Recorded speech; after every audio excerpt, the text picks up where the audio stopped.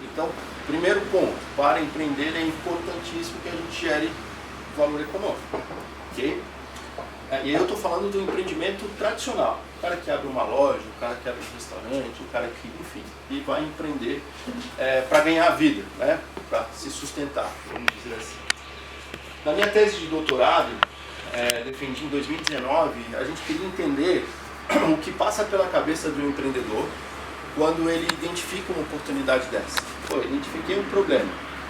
Como que eu, a partir desse problema identificado, começo a criar um conjunto de ações para explorar uma oportunidade? Ou seja, para gerar uma solução que gere valor econômico, né, e valor para as pessoas comprarem o meu produto e serviço.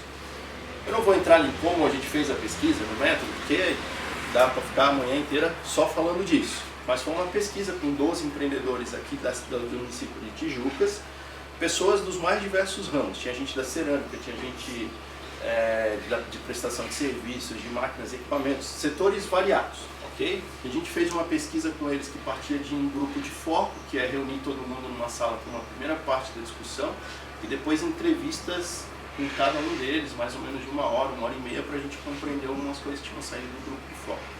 E aí tem todo um processo de metodologia de pesquisa que depois a gente transforma aqueles resultados nessa figura que vocês estão vendo aqui. Mas o que eu queria mostrar para vocês? Primeiro, o cara tem uma ideia de negócio. Pô, ele pensa então, qual é aquela solução, qual é a solução não, qual é o problema que eu preciso resolver. Então ele parte de uma ideia de negócio. Ele entende o seguinte, poxa, já tem um monte de empresas no mercado e eu preciso de alguma forma gerar diferenciais daquelas que já estão estabelecidas. Porque se eu não tenho nenhum diferencial, eu vou entrar no mercado, vou ser mais uma empresa igual a todas as outras, e por que as pessoas vão escolher comprar o meu produto e não o outro? Porque o meu serviço e não o outro. Então eu penso nesses diferenciais. Esses diferenciais é que geram aquela solução para o problema das pessoas, ok? Essa solução, ela aumenta a minha demanda, porque, como é que entra mesmo? Desculpa. Luiz. O Luiz comprou, gostou do produto, ele chegou lá e falou para a Bruna, né? Para a Bruna, pô Bruna, comprei aquele produto do Gustavo lá, cara, é muito bom. Ou ele vai lá e posta na rede social, olha só, marca a empresa, que legal o produto que eu comprei. Isso começa a fazer o quê? Vai aumentando a minha demanda. A minha demanda começa a gerar novas ideias de negócio. Por quê? Porque a Bruna chega para mim e fala assim, pô Gustavo, e se tu fizesse tal coisa, oferecesse tal produto, será que não seria uma boa oportunidade? Poxa, legal, ou seja, o contato com o próprio mercado vai me gerando novas ideias. Isso aqui vai se retroalimentando num processo de ter ideias, criar diferenciais, gerar solução para o mercado, isso aumenta a minha demanda e me gera novas ideias de negócio num ciclo que é permanente. Tem uma outra parte aqui em vermelho, que é como eu vou para dentro da minha empresa para gerar essa solução. Que não é o que mais importa agora, o que eu quero falar com vocês é dessa parte azul aqui. Mas ok, eu penso num diferencial, eu tenho que esse diferencial tem que gerar uma solução, eu preciso me organizar internamente para que isso seja viável economicamente. Sendo viável economicamente, eu boto um pouquinho de dinheiro no bolso, fico feliz, que é a motivação pessoal, e isso me faz pensar em novos diferenciais. Então é um ciclo azul que está mais voltado para fora, para o mercado, e um ciclo vermelho que está mais voltado para como eu organizo isso internamente. Beleza? Bom, então é assim que o empreendedor, de uma maneira geral, pensa. Olho para o mercado, tenho uma ideia de negócio, penso em que diferencial eu posso adicionar essa ideia para que ela gere uma solução para o mercado. Isso vai aumentando a minha demanda e eu vou pensando em novas ideias de negócio. Percebam que é o que a gente chama de orientação para o mercado. Eu estou orientado para o meu mercado consumidor. É ele que vai me ditar as minhas ideias, as minhas possibilidades. Beleza? O que acontece? Infelizmente, quando esse ciclo passa a ser frenético em busca da lucratividade acima de tudo, a gente começa a ter uma série de problemas. Né? Não existe atividade econômica sem impacto. Ponto. Não existe. Qualquer coisa que você for fazer economicamente vai gerar um impacto social ou ambiental negativo. Isso é... Se eu vou vender água no semáforo, pô, tem um plástico envolvido naquela garrafinha. Tem impacto? Tem impacto. Pô, mas eu sou só um carinha com uma caixa de isopor vendendo água. Mas tem impacto. Então não existe atividade econômica sem impacto. Bom, obviamente que a gente pode dosar esse impacto. que esse impacto pode ser atenuado, que esse impacto... E aí eu estou falando do impacto negativo, tá? Não do impacto positivo que a gente vai falar mais à frente. Mas de toda a atividade econômica, a gente vai gerar algum malefício para o planeta ou para a sociedade. Não vou provocar a Rô, mas enquanto ela estava falando aqui, passou um caminhão ali, ficou...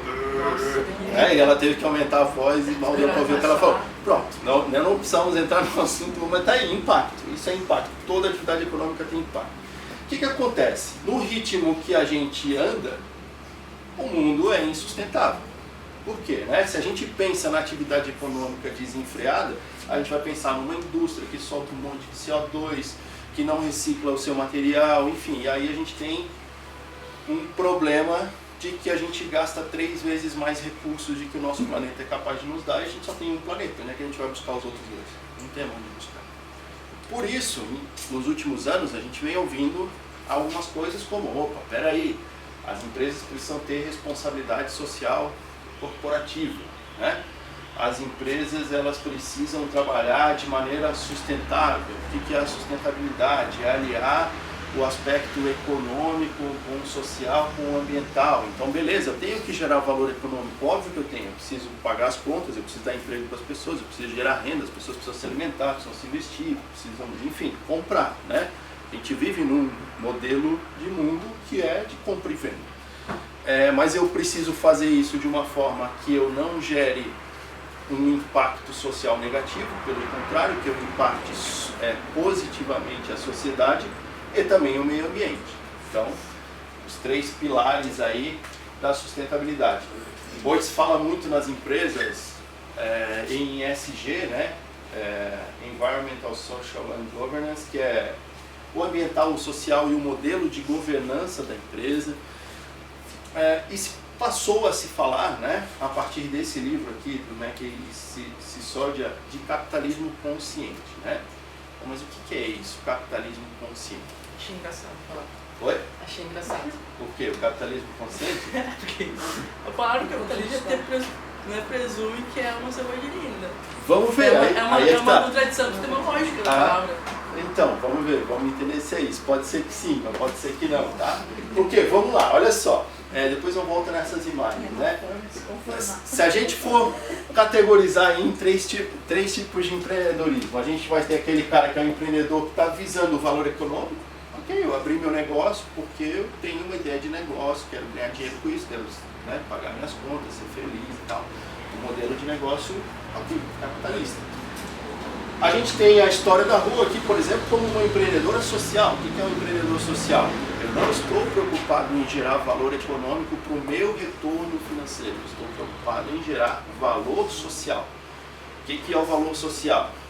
Da mesma forma com que eu preciso gerar valor financeiro e econômico, o empreendedor social ele está interessado no impacto social que as suas atividades geram. Obviamente, essa atividade precisa ser autossustentável financeiramente. Senão a Rô vai ficar tirando dinheiro do bolso o tempo todo, e aí aquela ideia, né, quantas ONGs, associações, projetos sociais a gente viu começar e terminar. Começa e termina por quê? Porque não é sustentável financeiramente. Então, por mais que eu não vise lucro, eu viso a geração de valor social, precisa ser economicamente sustentável. Ok? E aí, vamos lá, agora vem o capitalismo consciente. Poxa, o que é esse capitalismo consciente? Bom, o fato é que a nossa sociedade é capitalista e talvez, não sabemos, seja o melhor modelo possível, que é o único que está estabelecido em grande escala. Né? Agora, se eu olho única e exclusivamente para a minha geração de valor econômico, talvez o impacto que eu gere social e ambiental não seja sustentável. E o nosso mundo, ele está cheio de problemas. Né? Não são só problemas gerados pelas empresas, mas muitos desses problemas também são gerados pelas empresas, ou pela atividade econômica. Mas não todos, obviamente. Então, se a gente for falar de Brasil, desmatamento, olha a dificuldade de moradia que as pessoas têm no Brasil, no mundo, né? Guerra, a gente está com pelo menos dois gigantes conflitos armados hoje no mundo. A gente tem a fome, a seca, se a gente olhar para o nosso Nordeste, epidemias, como a gente vivenciou no coronavírus e que a gente veio passando com a dengue, pessoas em situação de rua. Você vai hoje em Itajaí, não tem uma esquina que você passe no centro da cidade que não tem uma pessoa dormindo embaixo de uma marquise a noite inteira. Então, assim, como é que a gente pode olhar para aquilo enquanto sociedade, o cidadão dormindo num relento, num frio desgraçado desse que tá, e a gente achar que aquilo ali não tem nada a ver com a gente, entendeu? E infelizmente não é só em Itajaí, aqui em Bombinhas a gente está começando a ver uma ou outra pessoa dormindo também, né? Eu vi aqui esses dias o cara dormindo lá no frio de frente com o mar, gente do céu, como é que pode, né? Tem um monte de coisa? Tem, mas a gente tem que olhar para isso de alguma forma e entender que isso é um problema social e de alguma forma se inquietar com isso, né? A gente vai olhar para o lixo gerado e quanto por cento do nosso lixo é reciclado, é reaproveitado. Cara, como que o planeta dá conta de absorver isso aqui? Esses dias eu fui talvez a rua conheça, a dona Marli da Recicla Vale, lá em Itajaí, é uma empreendedora social que tem uma cooperativa de reciclagem, e a gente foi fazer uma aula lá dentro da cooperativa. E eu entrei no lugar errado, eu sabia que era perto do lixão, mas eu fui no lixão, mas não era exatamente no aterro sanitário, né, do lixão. E eu perguntei pro cara lá na portaria do aterro sanitário, eu fiquei impressionado com a quantidade de resíduo que tem naquele lugar, com a quantidade de lixo que a gente gera. Eu venho pra cá normalmente na quinta ou na sexta, e na segunda-feira passa um caminhão de lixo reciclável ali na minha rua, e às vezes estamos em 2 pessoas em casa, 3, 4. E a quantidade de lixo que a gente bota dentro daquela sacolinha do lixinho amarelo que a gente recebeu, é impressionante para um final de semana numa casa de 2, 3, 4, 5 pessoas que seja. Então assim, são problemas que não é problema do Gustavo, não é problema da Bruna, não é problema do Luiz, é problema de todos nós, né? Porque a gente está vendo os impactos disso acontecendo na sociedade, né? Acontecendo com o meio ambiente. A gente pode falar de problemas diversos, né? A obesidade da população e o impacto na saúde, a guerra que a gente vive com o tráfico, enfim, problemas o nosso mundo tem de monte. O que acontece? A gente já tem, de certa forma, sistematizado um guia de práticas que a gente pode desenvolver para amenizar esses problemas. A gente já tem diretrizes traçadas de como que os problemas da humanidade, da sociedade, do mundo podem ser amenizados, que são os Objetivos de Desenvolvimento Sustentável, ou Agenda 2030, né, desenvolvida pela ONU.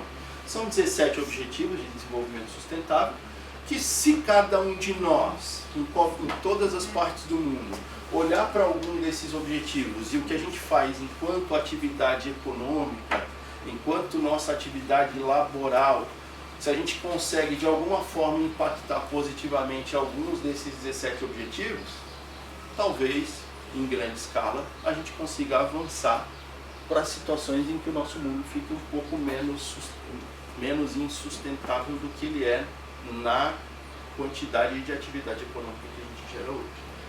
Então, a gente está falando erradicação da pobreza, fome zero, saúde e bem-estar, educação de qualidade, igualdade de gênero, água potável e saneamento. São 17 objetivos que perpassam as questões econômicas, por exemplo, quando a gente fala de cidades e comunidades sustentáveis, de consumo e produção responsáveis. A gente passa por questões ambientais, como vida terrestre, vida na água,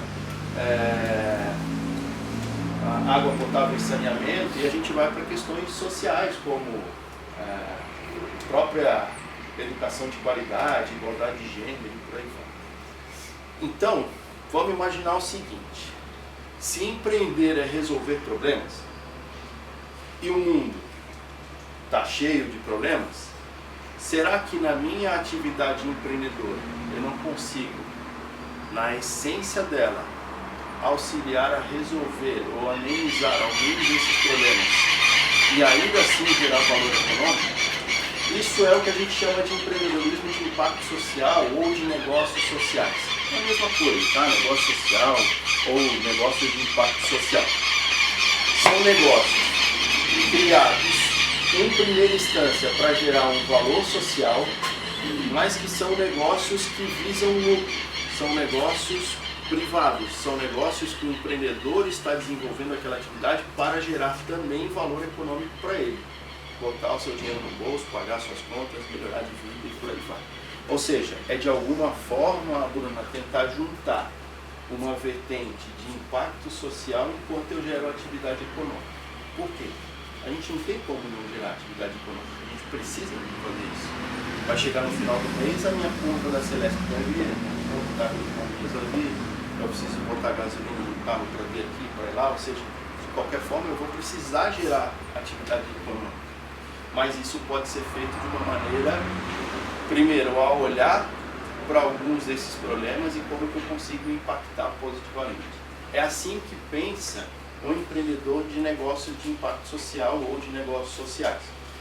Esse exame que eu tinha feito, aquela tese lá, aquela pesquisa para entender como pensa um empreendedor tradicional, vamos chamar assim, né? Aí veio uma menina estudar comigo, mestrado, a Emanuele. Eu disse, professor, eu queria estudar negócios sociais, queria entender um pouco sobre o empreendedor social. Falei, então vamos fazer o seguinte, vamos fazer essa mesma pesquisa. Porque tu concorda comigo que de alguma forma um empreendedor de negócio social deve pensar um pouco diferente do empreendedor tradicional, né? Então, concordo, então vamos fazer a pesquisa, vamos replicar a mesma pesquisa no conjunto de 8 empresas, pegamos 8 ou 9 empresas, já coloco elas aqui depois para vocês conhecerem. São negócios sociais, empreendedores de impacto, reconhecidamente, olhamos cada uma das empresas e entendemos, poxa, essa é uma empresa, esse é um negócio social de fato. E aplicamos essa mesma pesquisa para a gente entender o que há de diferença no jeito de pensar de um empreendedor tradicional para um empreendedor de impacto social. E aí a gente começava antes com uma ideia de negócio, né? Olha com o que a gente começa aqui agora. O propósito. O que é o propósito? Esses indivíduos que participaram da nossa pesquisa, eles têm algo na sua essência, nos seus valores, no seu jeito de pensar, que os leva a entender que de alguma forma podem impactar positivamente a nossa sociedade. E é isso que guia a busca deles por uma oportunidade de negócio. É a partir desse propósito que eu vou buscar empreender. E não vou identificar uma oportunidade para depois empreender. Pessoal, não tem nada de errado no empreendedor tradicional, mas vou dar um exemplo. Tinha um dos participantes da pesquisa que o cara trabalhava com piso cerâmico, porque eram tipo de tijucas, né, esses empreendedores. Então ele tinha um negócio de cerâmica lá e tal, aí ele já viu que dentro daquilo ele poderia empreender com mobiliário, ele está trabalhando com mobiliário, daí ele já viu uma oportunidade de trabalhar com espelho, com vidros e começou, hoje ele tem um grupo lá que tem 3 ou 4 empresas que você compra um apartamento, o cara praticamente deixa teu apartamento ok, pronto para tu morar, né? Perfeito! Ele identificou uma oportunidade, econômica, de geração de valor econômico. Vidro, madeira, granito, cerâmica, não importa o que ele está fazendo. Ele está fazendo uma atividade econômica que gera valor econômico para ele, mas não tem uma relação num propósito baseado, por exemplo, num objetivo de desenvolvimento sustentável. Que é diferente de alguns dos negócios que a gente vai ver aqui na sequência. Por exemplo, falar da GAMP. A GAMP é uma das empresas participantes da nossa pesquisa. São 2 ex-alunos da Univale, inclusive de psicologia, um casal que teve uma filha e a menina é autista. Existe uma grande dificuldade de interação social com uma criança autista. É difícil. Muitas vezes ainda a criança acaba se apegando a uma das figuras, paterna ou materna, muitas vezes a materna porque está mais próxima e tem dificuldade até de relacionamento, de proximidade com os pais, com o pai, e isso, poxa, gera, né, uma série de sofrimento e de dificuldade para a família. Sem contar isso, uma criança com algum grau de autismo, ela pode ter dificuldade para assistir um desenho animado tradicional, que tem barulho, que tem muitas cores, que os estímulos podem ser agressivos para essa criança. Os dois enfrentavam esse problema, eram formados em psicologia, outras especializações em outras áreas correlatas, e eles criaram uma plataforma, um aplicativo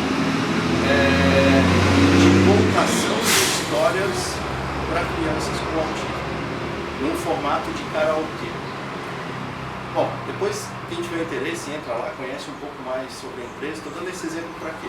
Porque o que guia a ideia de negócio?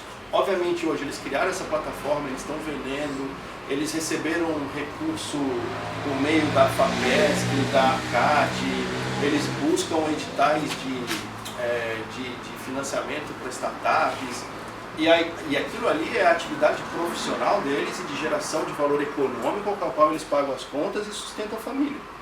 Mas ele não olhou para uma ideia de negócio, ele olhou para um problema que ele tem enquanto propósito de vida dele e falou assim, poxa, eu preciso ajudar a resolver esse problema, porque esse problema não é só meu, esse problema é de mais gente.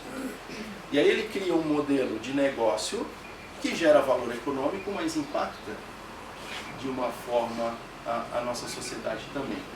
A gente tem aqui algumas das empresas que participaram, a Silicup, que faz os copinhos recicláveis, qual é o impacto? Pô, são de copo, plástico descartável.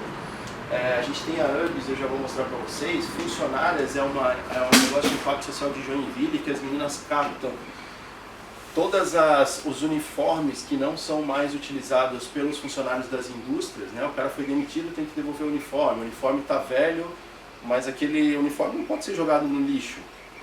Elas coletam todo esse material e produzem bolsas, uma série de produtos a partir do uniforme reciclado ou reutilizado, né? Não é reciclado, reutilizado da indústria, principalmente a metalmecânica de Joinville.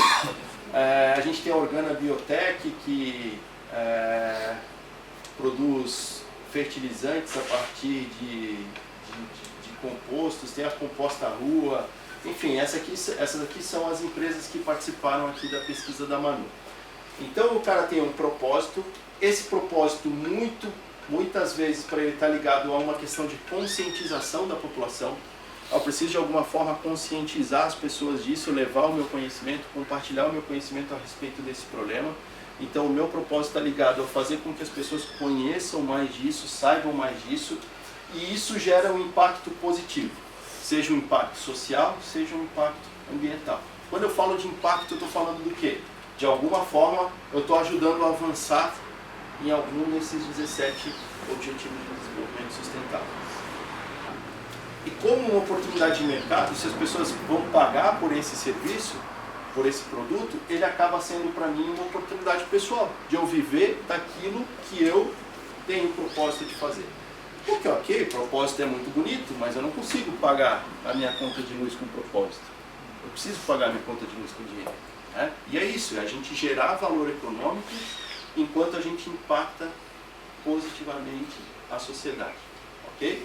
Então essa aqui é a forma de pensar do empreendedor de negócio social. O que a gente percebe de grande diferença do primeiro modelo para esse segundo? O que chama a atenção de vocês? Em termos de diferença.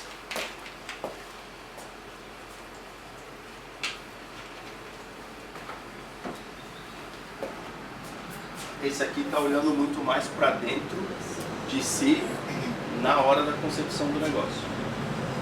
No que eu vou empreender e por que eu vou empreender nisso? Baseado no meu propósito. Tá? Bom, eu vou mostrar para vocês um exemplo aqui e a gente vai conversando um pouquinho a respeito disso a partir de um olhar prático. Tá? Vou passar um vídeo rapidinho aqui para vocês. Acho que desligou a caixinha. Nossa, mentira.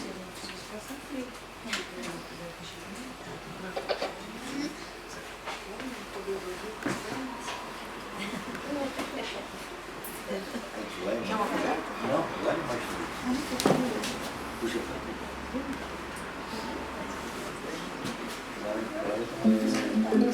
A UBIS é uma rede de regeneração socioambiental. Espalhamos a cultura de criação e reconexão com as abelhas nativas sem ferrão, pela sua importância ecológica no equilíbrio dos ecossistemas e no seu potencial transformador da sociedade. As abelhas são as principais polinizadoras da natureza e nosso alimento depende delas.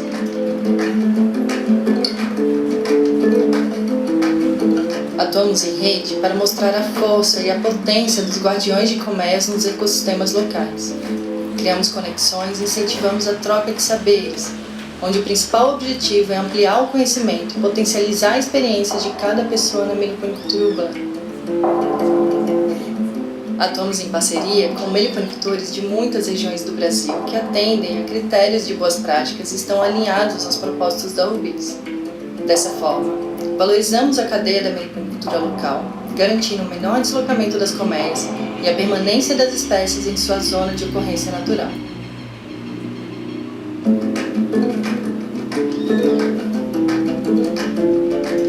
Capacitamos escolas e profissionais a utilizarem as abelhas nativas como ferramenta de educação ambiental, explorando seu potencial regenerativo e fornecendo conteúdo transdisciplinar para a utilização desse tema de forma holística para todas as idades.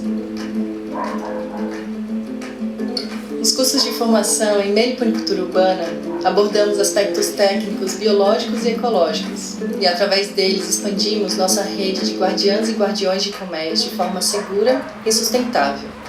Com a URBIS, estamos ajudando a cuidar delas como elas cuidam de nós, e juntos estamos regenerando os nossos ecossistemas.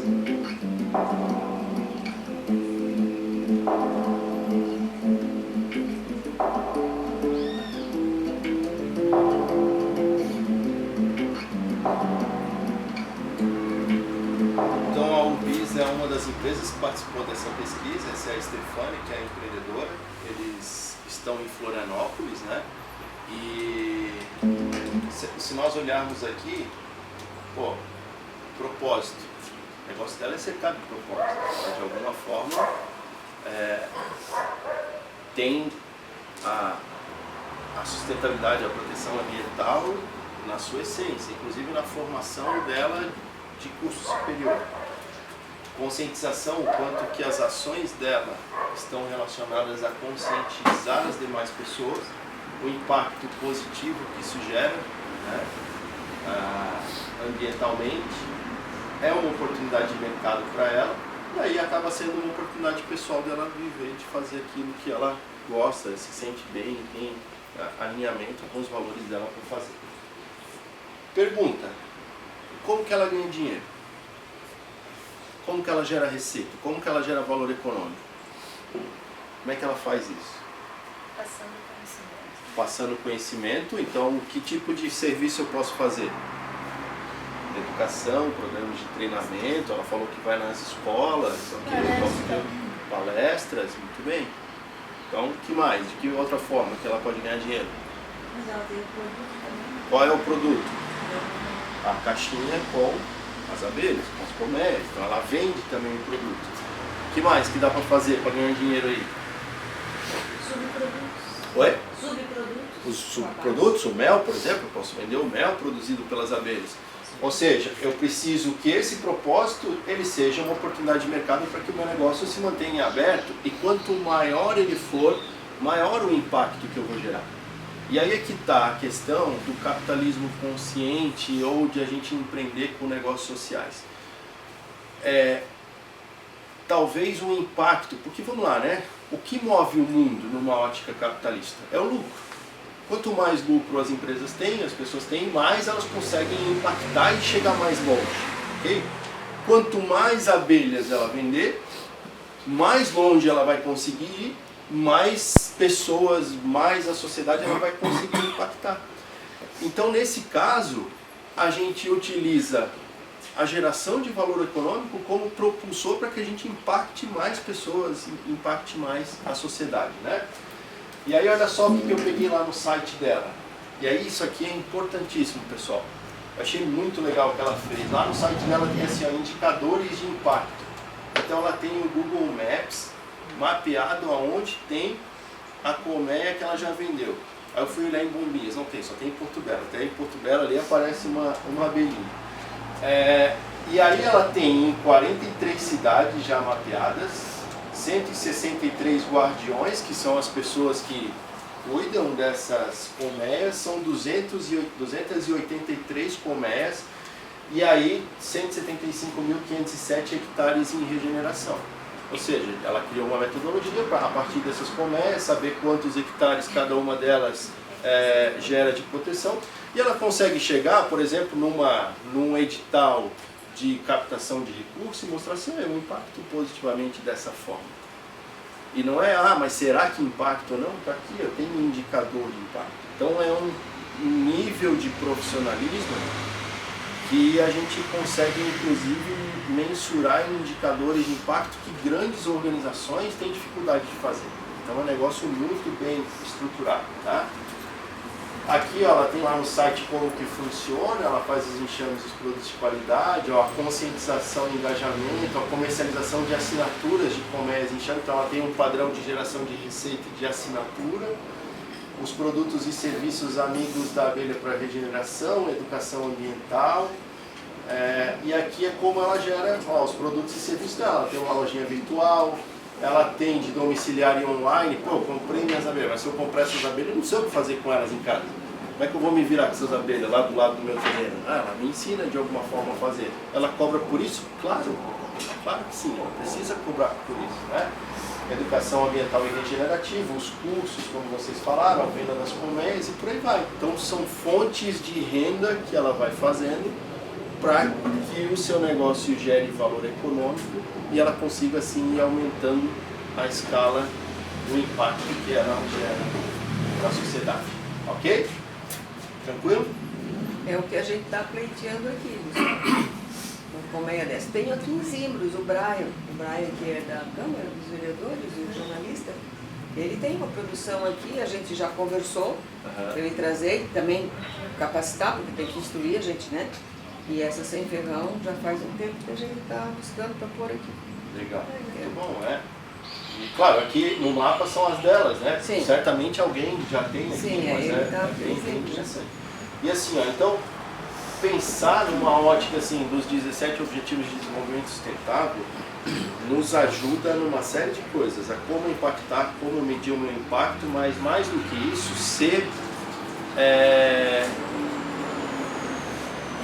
ter uma facilidade na busca de recursos. Tá? Isso se aplica, por exemplo, no nosso caso da pesquisa. O projeto de pesquisa da Manu foi todo subsidiado pela FAPESC. A FAPESC é a nossa fundação de amparo à pesquisa do Estado de Santa Catarina. Eles nos pagaram R$32 mil para que nós desenvolvêssemos essa pesquisa. Esses R$32 mil foram gastos com o quê? Software para a Manu analisar esses dados, livros que foram comprados e que hoje estão na biblioteca da Univale. Às vezes esses recursos servem para viagens que a gente faz para apresentar esses artigos em congresso. Não é o caso do da Manu, mas existem editais que sim. Enfim, aí depende do tipo de edital de recurso. Tem linhas de crédito diferente que a gente pode usar. Mas foi um projeto subsidiado pela FAPESC. Foi um projeto subsidiado por quê? Porque dentre tantos outros projetos ele ganhou. Porque de alguma forma esse projeto mirava nos 17 Objetivos de Desenvolvimento Sustentável e isso acaba sendo critério de decisão desses editais de fomento. Seja para o fomento à pesquisa, seja para o fomento à cultura, seja para o fomento da forma que for. Então a gente tem que, de certa forma, não é a minha área, né? Eu estou fazendo isso intuitivamente lá no meu trabalho, mas como a Rô falou, entender como que a gente consegue captar recurso melhor. Isso é essencial para que a gente consiga aumentar o impacto das nossas atividades, tá? E aí a medição dos indicadores de impacto é importantíssima. Isso aqui é um outro exemplo. Essa menina foi nossa aluna de empreendedorismo no MBA, na Univale. E aí, ela começou a postar isso que achei muito legal a ideia de negócio dela. Isso aqui é um filtro de barro, um design bem diferente, bem bonito, está ali no Instagram da empresa, depois para quem quiser olhar, é de ONME. E elas produzem esses filtros de barro lá no interior de São Paulo. E aí elas postaram esses dias, coincidentemente, enquanto eu estava pensando aqui o que eu ia falar para vocês, elas postaram isso aqui no Instagram. Por que a gente abriu uma marca de filtro de barro, né? Então, apesar de culturalmente popular, o uso do filtro de barro está em declínio desde os anos 90. Os motivos são muitos e a Bion chega no mercado para resolver essas questões e resgatar uma herança do design brasileiro. Bom, aí elas colocam lá, vocês sabiam, né, na postagem, vocês sabiam que é comprovado que o filtro de barro possui a tecnologia mais eficaz para a filtragem da água? E aí tem uma reportagem lá da Globo mostrando benefícios do filtro de barro. Ó, plástico versus cerâmicas. Em um ano, uma pessoa ingere 500 litros da água, mas isso são mais de 1.000 garrafas PET no meio ambiente. Não consigo ler ali, mas esses mais de 500 litros é apenas uma vela usada no filtro. Então, olha a diferença de impacto ambiental que você está gerando. A reciclagem não é mágica. Só 3% do lixo do Brasil é realmente reutilizável. Eu compro uma garrafinha dessa, depois eu chego em casa, encho na minha bombona, encho de novo. Essa daqui eu não comprei porque veio aqui, ela já estava lá em casa. Mas ela vai ficar o quê comigo? 2, 3, 4, 5 dias? Aí ela vai para o lixo. Né? E se a gente pensar que só 3% vai ser reutilizável, quantas garrafinhas dessas eu já tomei na minha vida, quanta montanha de lixo eu já não gerei por aí, né? Então elas têm aqui, ó, um produto e 3 propósitos: inovação, afetividade e sustentabilidade. E elas têm uma questão também que elas trazem, que é o empreendedorismo feminino, né? São 2 meninas empreendendo, e elas estão focadas também no impacto na economia local, porque ela nasceu numa zona rural, enfim, tem toda uma questão de economia local também. E aí, água é saúde, né? Então elas falam aqui da importância do consumo de água de qualidade, etc e tal. É um negócio para elas viverem disso, para elas ganharem dinheiro, mas olha como isso está relacionado de alguma forma aos objetivos de desenvolvimento sustentável, né? Então é isso. Essa é a ideia de um negócio de impacto social ou de um negócio social, e essa é a ideia de um capitalismo mais consciente, entendeu? Dá para fazer as duas coisas? Dá para fazer as duas coisas, ok? Bom, Gustavo, dicas de como começar ou repensar. Estou no meu negócio, né? Quero repensar, ou tenho uma ideia, preciso entender como começar. A gente começa pequeno, obviamente. A gente não começa gigante. Talvez um dia a gente fique gigante, mas a gente vai começar pequeno. E existem muitas receitas de planejamento, isso, aquilo, que às vezes não se adequam à prática de um pequeno negócio, né? Algum tempo atrás a gente falava, você precisa ter um plano de negócio, um planejamento para daqui a 5 anos. Cara, 5 anos atrás eu estava aqui e não tinha pandemia. Olha tudo que aconteceu no mundo depois desses 5 anos. Que planejamento bem feito que ia considerar tudo o que aconteceu no nosso mundo de 5 anos para cá. Isso quer dizer que não precisa planejar nada? Não é isso. Pô, se eu professor de administração, não posso dizer que não precisa planejar.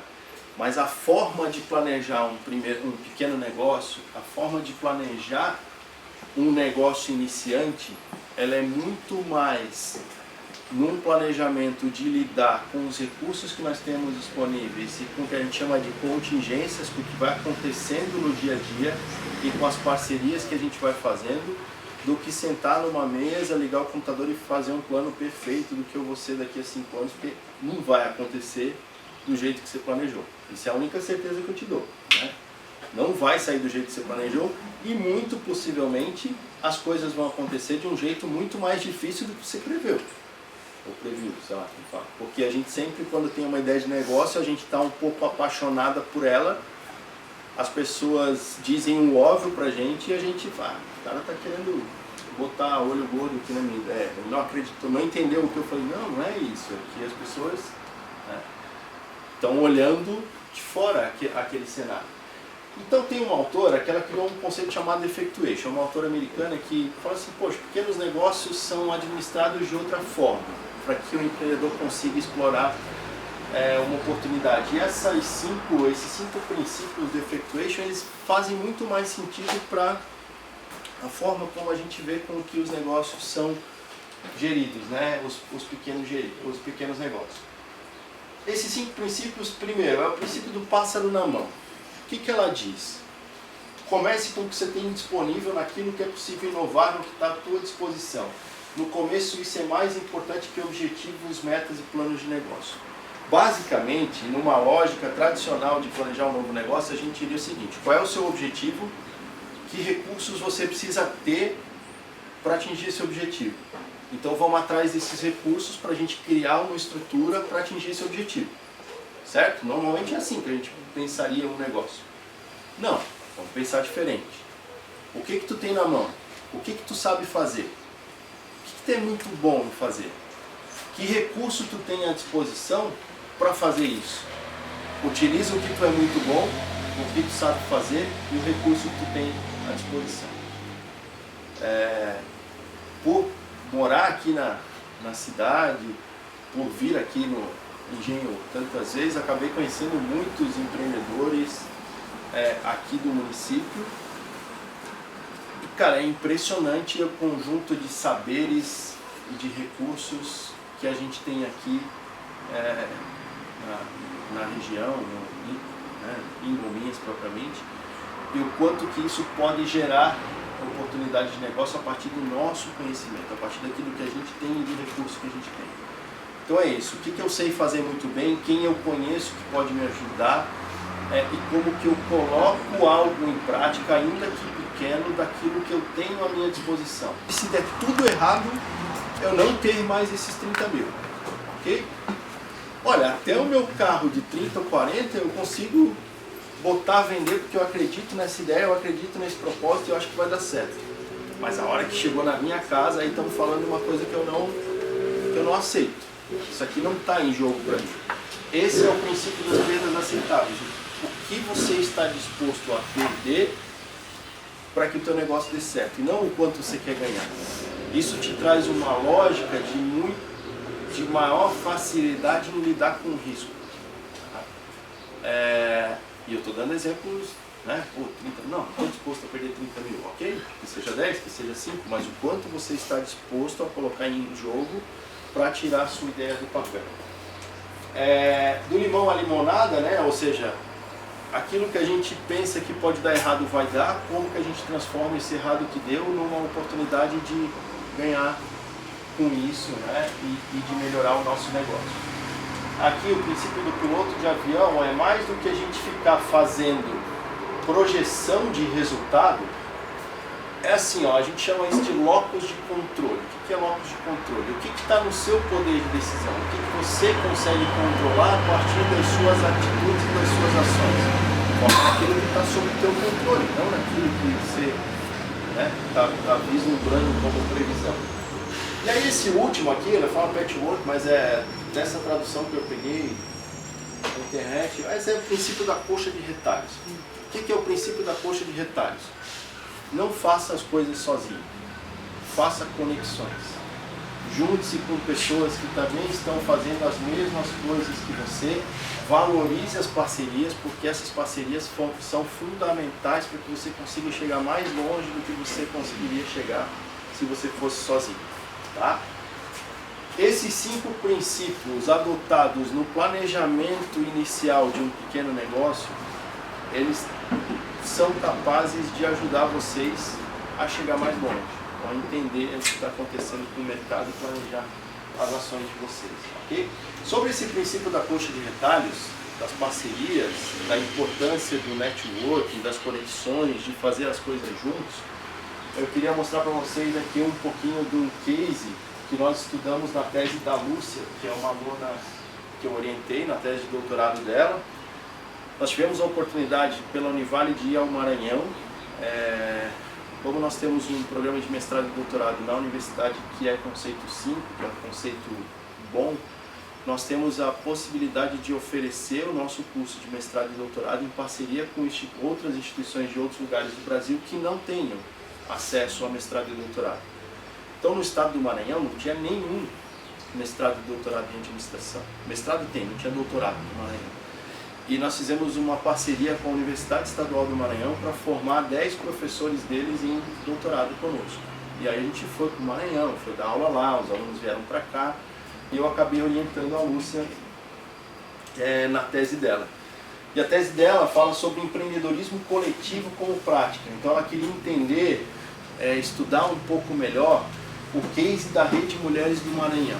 Vou passar um videozinho aqui para vocês entenderem o que é essa Rede Mulheres do Maranhão e o que eles fizeram.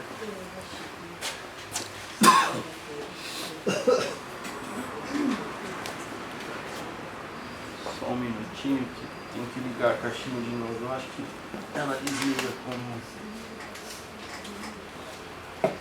Cerca de 400 mulheres trabalhavam vendendo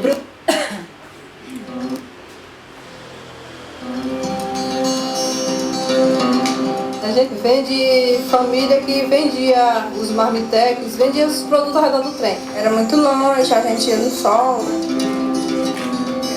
Cerca de 400 mulheres trabalhavam vendendo produtos nas janelas do trem ao longo da estrada de ferro Carajai.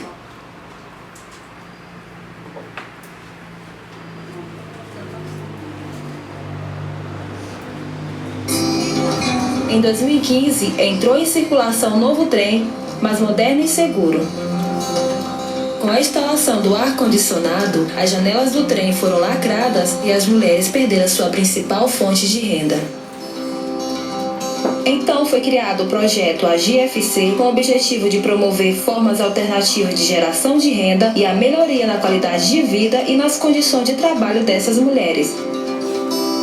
O projeto incubou e acelerou os empreendimentos que deram origem à Rede Mulheres do Maranhão, formada hoje por 15 negócios sociais. Toda pessoa queria ter uma oportunidade dessa, né, de ter um local de trabalho e, além disso, ter os equipamentos, e nós achamos quem deu essa oportunidade para nós.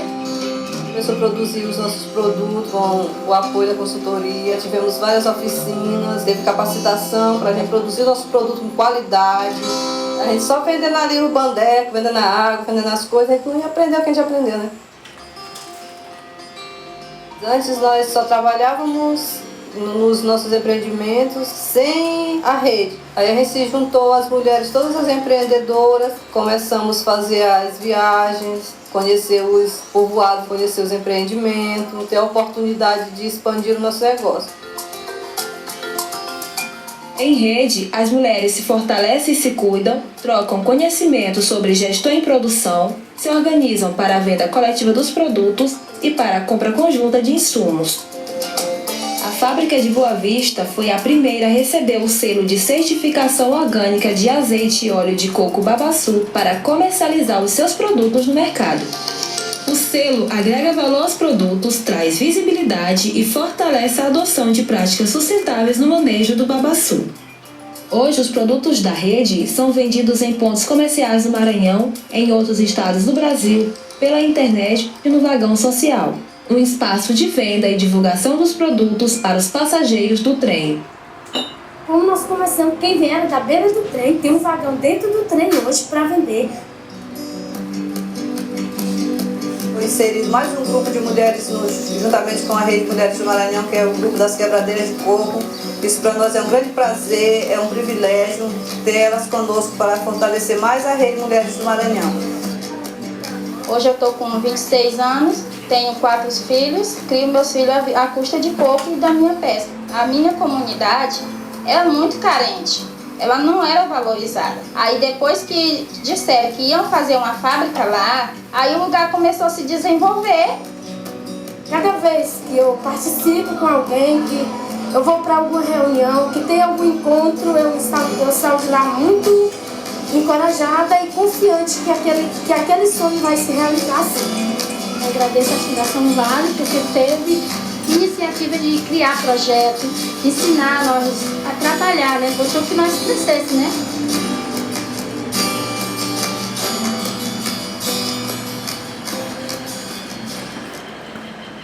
Então, esse aqui, obviamente a realidade é completamente diferente do que a gente vive aqui, né?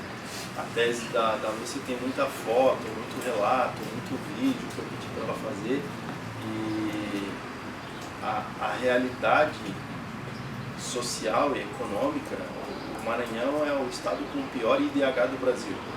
Então, se a gente está falando aqui que nós encontramos pessoas em situação de rua aqui, né, o IDH lá é assim, absurdamente inferior.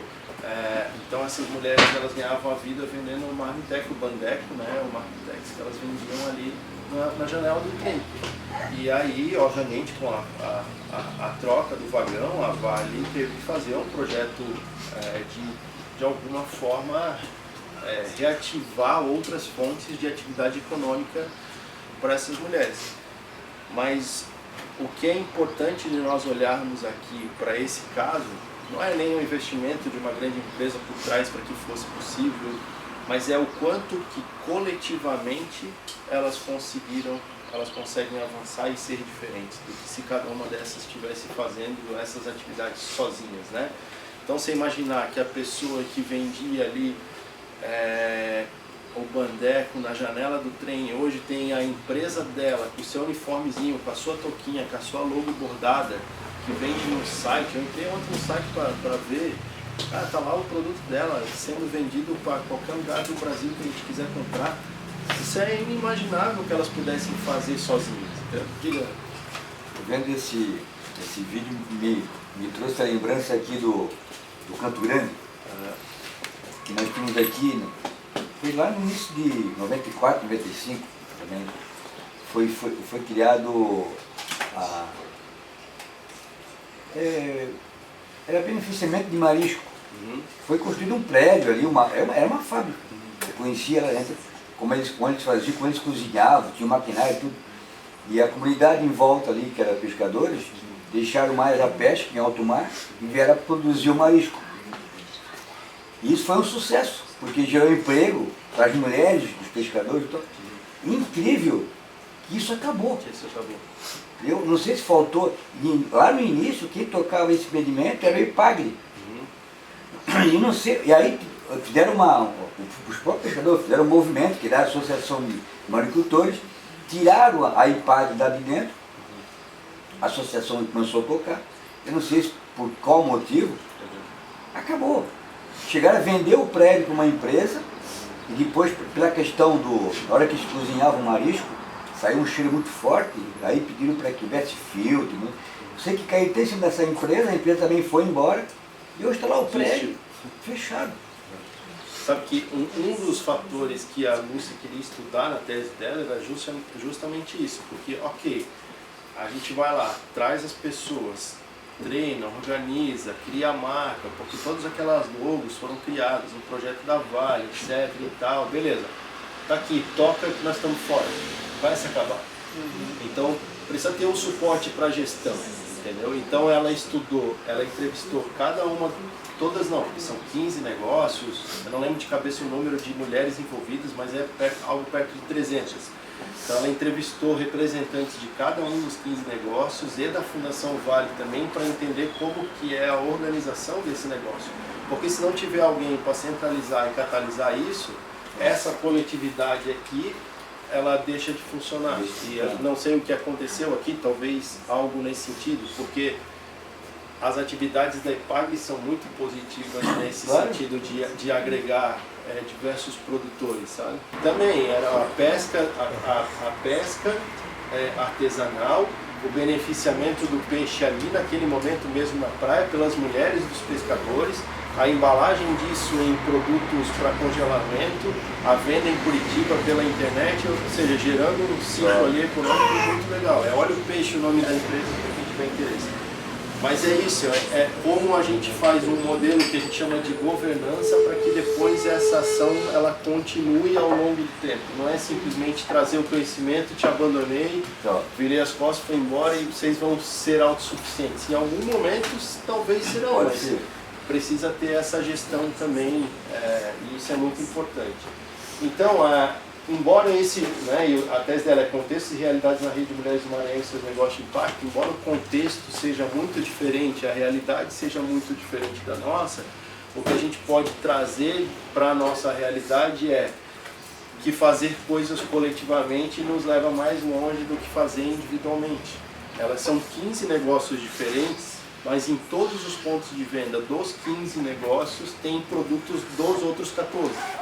Elas vendem coletivamente, elas compram coletivamente e por isso conseguem reduzir o custo de compra. Então, é uma série de benefícios que essa sinergia entre todos ali, os envolvidos, conseguem fazer. E aí tem muito a ver aqui com essa questão da colcha de retalhos, né? Não se isole, esteja aberto para os seus parceiros, que o seu compromisso é com o seu sucesso, não com o desafio de superação. Melhor parte de tudo que tudo de nada, né? Melhor parte de tudo do que tudo de nada. Então é um pouco disso, tá? Sabe que essa última frase embaixo do isolamento, eu acho que foi um pouco do motivo de aqui não ter funcionado. Porque começa cada um se isolou E começa a gerar conflito, né? O ser humano é conflito por natureza. Onde tem mais de 2 pessoas dá conflito. Às vezes onde tem uma dá, né? A gente fica no nosso conflito interno. Eu passo por aqui.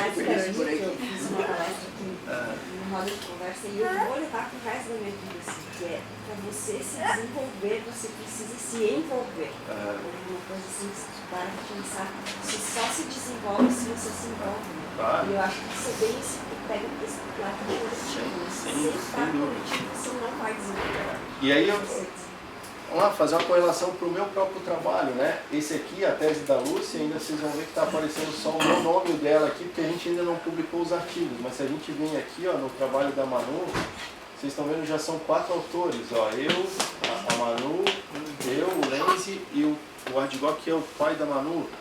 A gente sempre está estudando em 3, 4, 5 pessoas em conjunto, porque as coisas acontecem de forma diferente. Esse artigo dela aqui vai ser publicado, foi aprovado para ser apresentado num congresso em Pisa, na Itália, agora dia 11 de setembro. Então, ninguém chega lá se for sozinho, sabe? Um cérebro genial pensando sozinho lá na sua, né, no seu casulo, não vai conseguir fazer muita coisa. Então, a importância da gente trabalhar em rede, trabalhar em conjunto, é muito grande, tá?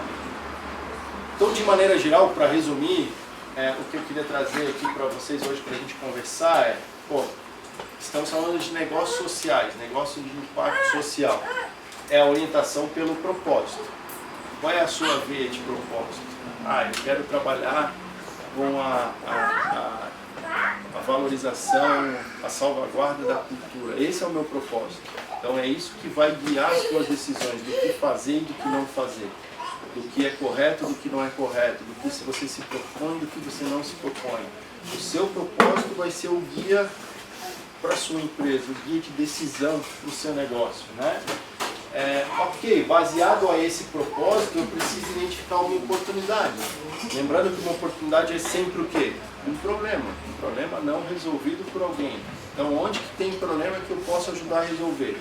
De problema o mundo está cheio, é só a gente abrir a janela aqui que a gente vai enxergar um monte de problema que a gente pode ajudar a resolver e gerar valor social e econômico com isso. Começar pelo que eu sei fazer e pelo que eu tenho disponível. Né? Então assim, o que eu sou bom, o que eu consigo fazer, quais são os meus recursos que eu tenho. Cara, não tem problema se for na garagem de casa, para você começar. É melhor você começar na garagem de casa do que você alugar uma sala, pagar R$2.000 de aluguel e no segundo mês você não tem mais dinheiro para pagar. E aí a tua ideia abortou. Então assim, o que eu consigo fazer aqui no fogão a lenha do engenho, então vou fazer aqui no fogão a lenha do engenho, até que eu consiga comprar um forno industrial para fazer. Ok, perfeito, é isso. É um recurso que você tem com aquilo que você sabe fazer. Então começar pelo que eu sei e pelo que eu tenho disponível. Definir quais são as perdas aceitáveis. Eu consigo ficar 1 ano trabalhando nesse negócio sem remuneração, porque eu tenho uma poupança que durante 1 ano me sustenta. Chegou no 66º dia, eu vou ter que arrumar um emprego, porque não dá mais para mim. Ok, você tem um limite de onde você vai trabalhar e dentro daquilo que você vai ajustar. E aí, por último, trabalhar coletivamente, porque coletivamente a gente vai mais longe, tá bom? Aqui tem o QR Code para quem quiser baixar, só apontar ali, dá para baixar essa apresentação, tá? Ali tem o e-mail também, rede social para quem quiser entrar em contato. Fiquem à vontade, a gente está sempre à disposição lá na universidade para auxiliá-los e se tiverem dúvidas, comentários, fiquem à vontade, tá? Pode falar. Pode, mas pronto. Eu queria só que tu voltasse aquela tela antes ali do propósito. Eu quero contribuir. Nós estávamos conversando hoje. Eu estava falando do forno dela, estava conversando. Aí eu falei, né? Porque eu trabalho muito aqui com reforma, né? Da manutenção direta dele. E ele estava falando, vamos montar uma empresa de reforma.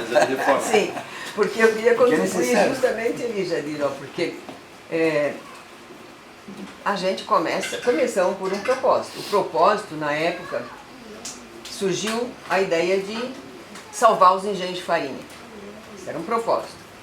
Até chegar à identificação da oportunidade, então, tinha engenho de farinha que poderia ser adquirido para instalar no lugar e daí...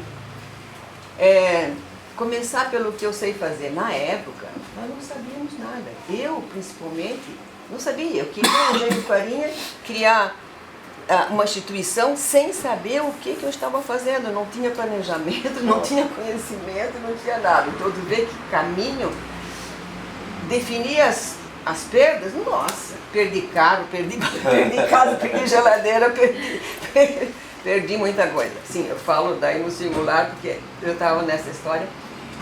E a diretoria era uma diretoria pequena, cada um os seus afazeres e tudo, e eu insistindo nesse propósito.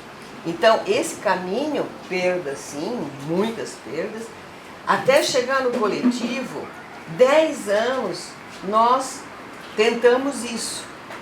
O coletivo, primeiro, o que a gente queria saber, o que fazer, trabalhar com a educação. Por 10 anos a gente tentou que a educação reconhecesse esse espaço como um espaço de cultura, que as escolas pudessem vir, que as professoras entendessem, que as diretoras entendessem, né, Fernanda? Que uma coisa... Então teve todo esse movimento, depois de 10 anos, que esse outro coletivo se agrega à comunidade mesmo. Então, nós, o que fazemos, a gente faz com a comunidade, para a comunidade. Tá? Isso lá atrás, a ideia principal era conservar o que ainda era possível da cultura tradicional local. Mas a comunidade também não se reconhecia com isso. Demorou uns 10 anos. Então hoje, quando eu falei, hoje esse coletivo é necessário. Por isso que tudo que a gente faz é um projeto que a gente lança, a gente traz a comunidade e hoje traz esses gestores, o pessoal que está aqui e que sempre acompanham as coisas do engenho, para que isso possa criar setas para outros lados. Então, percorremos todo esse caminho. Eu só queria colocar, a Mari chegou agora, mas a Mari já está acompanhando a gente há 15, 18 anos, o Jardim 15 também, Fernanda praticamente desde... Por causa da Mari que eu estou aqui. Né? Por causa da Mari que tu estás aqui, da Ela universidade. minha lá na universidade, aí colocou em contato com a rua. A Fernanda, que é uma educadora social, ela é da comunidade, esse engenho pertencia ao avô dela. Cresci nesse engenho. Cresceu. No outro local, né? Então, a gente se agrega e hoje a nossa diretoria praticamente é o pessoal que acompanhou nesses 25 anos, que criou a ONG junto comigo. E a gente se acompanha.